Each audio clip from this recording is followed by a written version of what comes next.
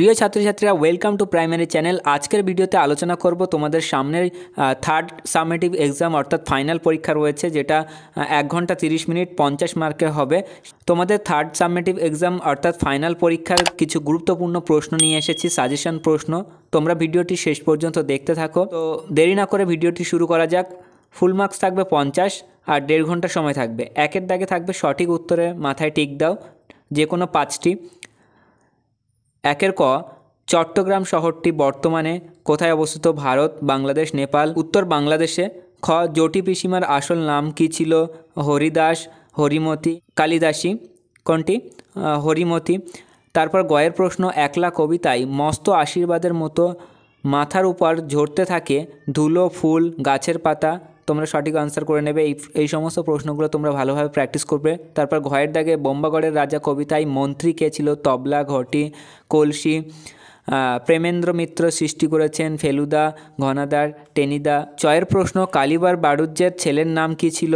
এরপর 2-এর দাগে দেখো, যে কোনো 4টি প্রশ্নের উত্তর দাও। কয়ের দাগে আছে বোকা কুমিরের কথা গল্পটিতে কুমির ও শিয়াল দ্বিতীয়বারে কি চাষ করেছিল? ক্ষয়ের প্রশ্ন, তাল নবমী গল্পে কার বাড়িতে 2 দিন হাঁড়ি চড়েনি? গয়ের প্রশ্ন, মাস্টারদা কোন 2 মনীষীর আদর্শের ছেলেদেরকে গড়তে চেয়েছিলেন? ঘয়ের প্রশ্ন, রাজার খুড়ো কী করেন? উঙার প্রশ্ন, মিষ্টি কবিতা অনুসরণে কবি কেমন আকাশ পছন্দ করে তা লেখো। এরপর 3-এর দাগে যে কোনো 3টি প্রশ্নের উত্তর দাও। কয়ের প্রশ্ন, কবি যখন একলা থাকেন তখন তার সঙ্গে কারা থাকে? তারপরে হলো ক্ষয়ের প্রশ্ন, কে কিভাবে জটি পিসিমাকে তাল জোগাড় করে এনে দিয়েছিল? গয়ের প্রশ্ন, ইংরেজ আমলে ভারতীয়দের প্রতি ইংরেজরা কেমন আচরণ করত? এবং ঘয়ের প্রশ্ন, শিয়ালকে ঠকাতে আখ চাষের সময় কুমির কী ফোন দিয়ে এঁটেছিল? তারপর 4 নম্বর দাগে নিচের প্রশ্নগুলির উত্তর দাও। যে কোনো 4টি, 3 4 12, এক একটার করে 3 করে মান আছে। এবার কয়ের দাগের প্রশ্ন আছে, বৃষ্টিতে নদীর এপার ও ওপারে যে বর্ণনা দিয়েছেন তা নিজের ভাষায় লেখো। ক্ষয়ের প্রশ্ন, ইংরেজদের অত্যাচারের বিরুদ্ধে মানুষ কিভাবে মাস্টারদার নেতৃত্বে রুখে দাঁড়িয়েছিল? গয়ের প্রশ্ন, বর্ষা রাতে গোপালের দেখা স্বপ্ন কিভাবে মিথ্যে হয়ে গেল? আর ঘয়ের প্রশ্ন, মেঘের খেলা কবির মনে কোন কোন স্মৃতি বয়ে আনে? তারপরে উঙার প্রশ্ন, গল্পের আকাশ কিভাবে 2টি বন্ধু ঘড়ির বন্ধু হয়ে উঠেছিল? এরপর দেখো তোমাদের ব্যাকরণ 5-এর দাগে এলোমেলো শব্দগুলি সাজিয়ে লেখো। এগুলো সাজিয়ে লিখতে হবে। এগুলো তোমরা খাতায় তুলে নাও, তুলে নিয়ে সাজিয়ে লেখো। অর্থ লেখো, বহুদূরবর্তী, ইতস্তত, হতভম্ব, সদাই, এগুলোর অর্থ লিখতে হবে। এরপর বিপরীত শব্দ লেখো, যে কোনো 2টি। পরাধীন, স্বাধীন, আনন্দ, দুঃখ, আগ্রহ, অনাগ্রহ, সাধ্য, অসাধ্য। এরপর বাক্য রচনা করো। জোনাকি, আশ্চর্য, পতাকা, দেশ, এগুলো দিয়ে বাক্য রচনা করতে হবে। তারপর বিশেষণ শব্দগুলিকে বিশেষ্য বদলাও, যে কোনো 2টি।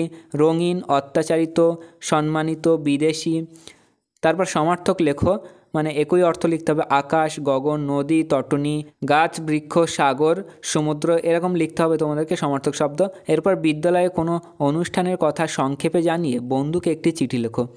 এটা তোমাদের ব্যাকরণের যে চিঠি আছে সেই চিঠি থেকে একটা এসেছে, যে বিদ্যালয়ে কোনো অনুষ্ঠানের কথা সংক্ষেপে জানিয়ে বন্ধুকে চিঠি লেখো, অথবা পরীক্ষা কেমন হয়েছে জানিয়ে দাদাকে একটি চিঠি লেখো।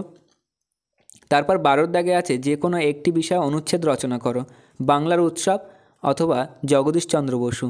এখানে তোমরা বাংলার উৎসব, তারপর যে কোনো একটা ঋতু, গ্রীষ্ম ঋতু বা শীত ঋতুর কথা লিখতে পারো, সেটা আসতে পারে।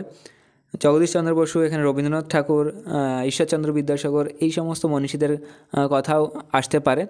তো এইগুলো তোমরা ভালোভাবে প্র্যাকটিস করো। তো তোমরা 5ম শ্রেণীর যে সমস্ত ছাত্ররা দেখছো, তারা এর পরবর্তীতে কোন বিষয়ের উপর সাজেশন পেতে চাও তা কমেন্টের মাধ্যমে জানিয়ে দাও। কোথাও বুঝতে অসুবিধা হলে অবশ্যই কমেন্ট করে জানাও। আর ভিডিওটি ভালো লাগলে অবশ্যই লাইক করো, এবং যারা এখনও আমাদের চ্যানেলটিকে সাবস্ক্রাইব করোনি অবশ্যই সাবস্ক্রাইব করে রাখো, পাশে থাকা ঘন্টাটি বাজিয়ে রাখো, তাহলে ভিডিও সবার আগে দেখতে পাবে, এবং তোমার বন্ধুদের কাছে এই ভিডিওটি শেয়ার করে দাও।